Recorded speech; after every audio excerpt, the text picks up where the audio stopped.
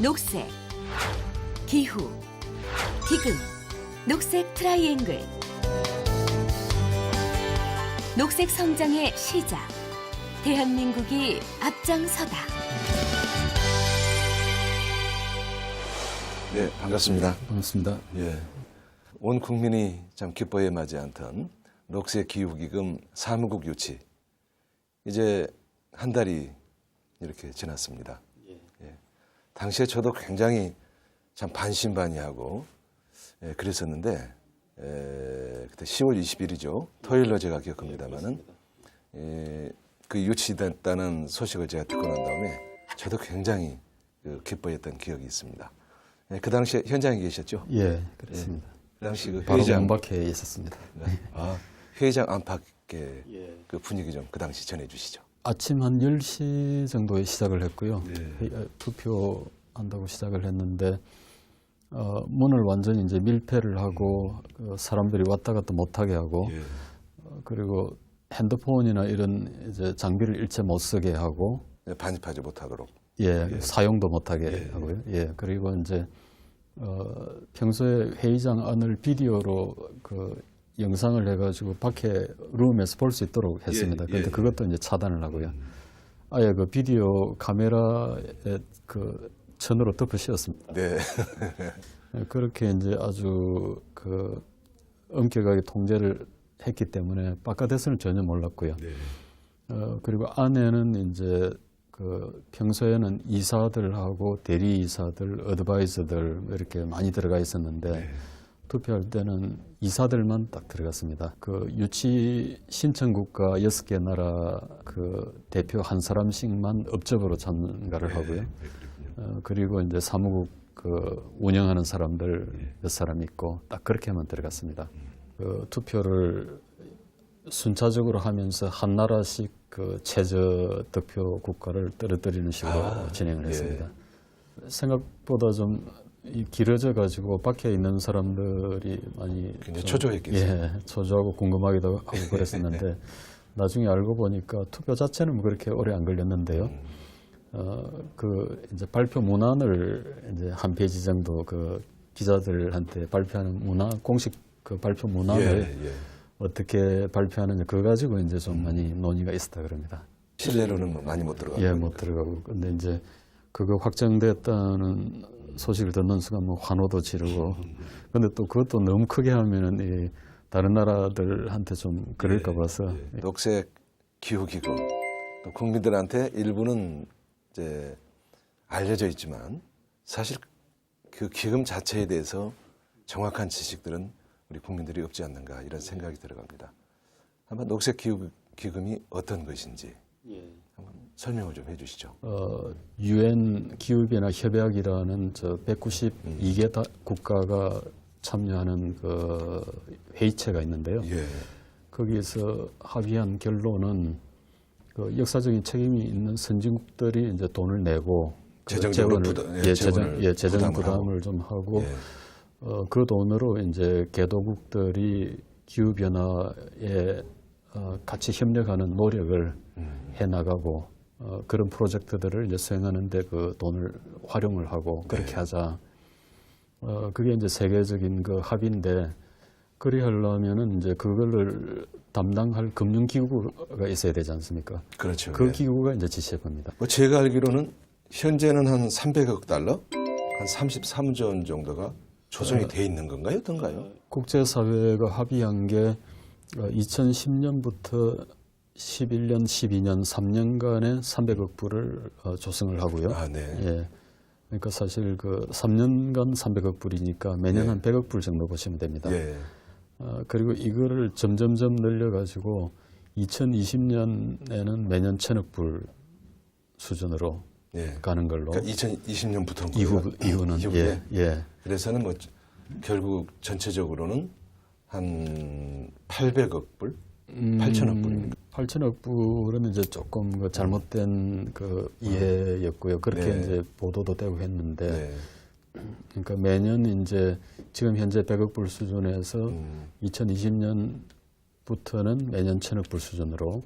그런데 그 사이에 사실 어떤 그 그 궤적을 그리면서 천억불까지 올라가느냐 그건 또 논의가 아직 추가가 더 필요한 부분입니다.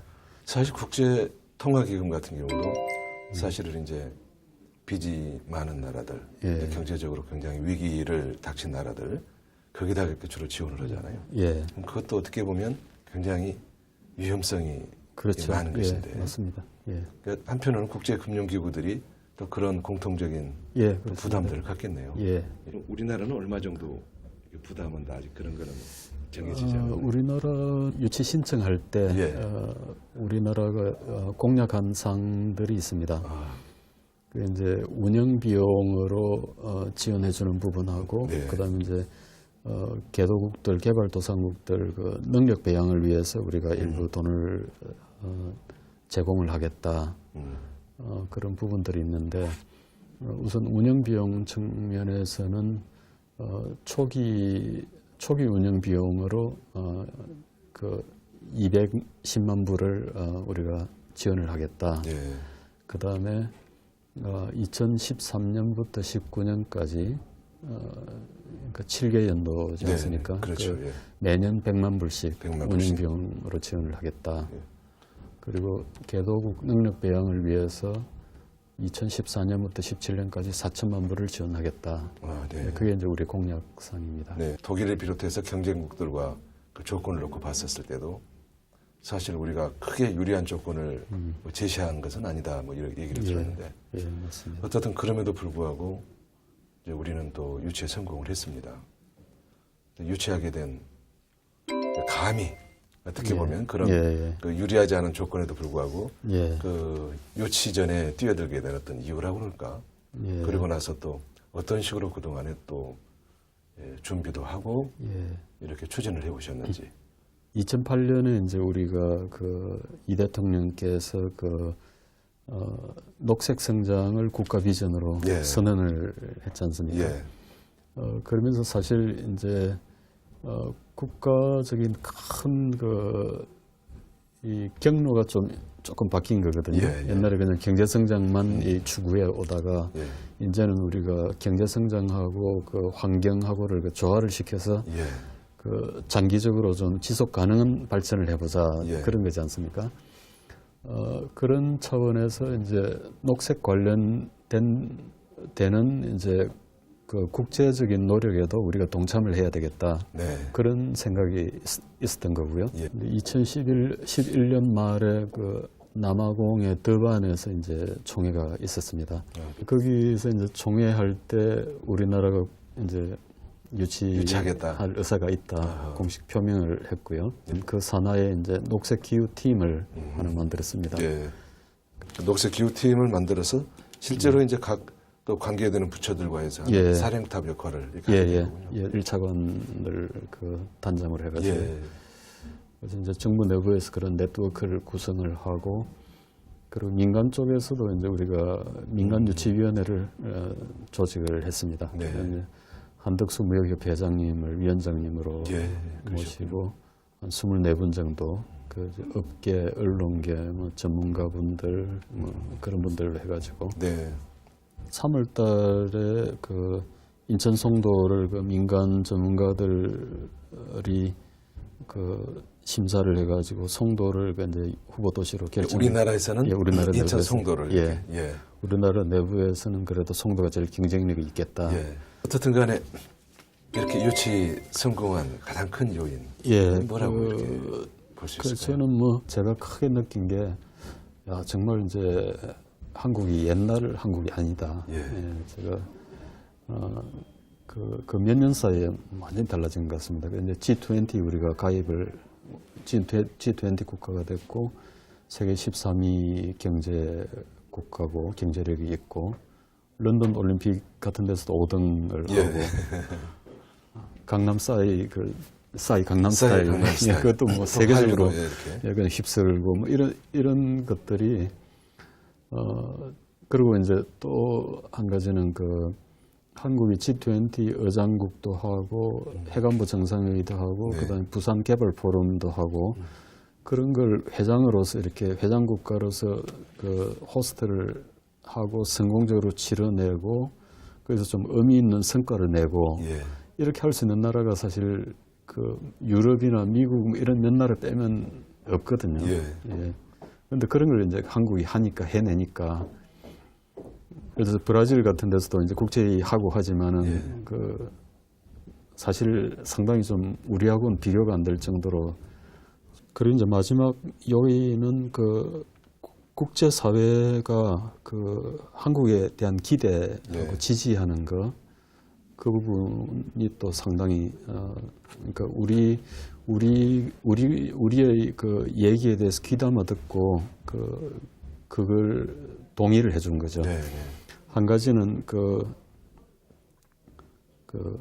한국이 이제 G20나 해관보 정상회의 뭐 이런 거 하면서 그다음에 한국이 이제까지 경제 발전해왔던 거 보니까 한국이면 잘할 수 있겠다. 네. 예, 그런 생각들이 많이 있습니다. 예.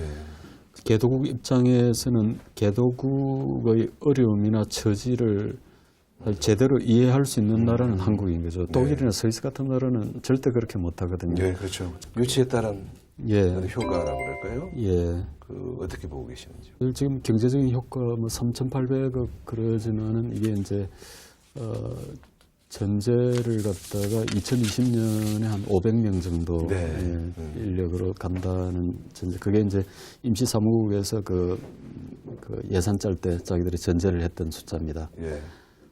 근데 이거보다는 더 훨씬 클 거다는 전망도 많습니다. 네.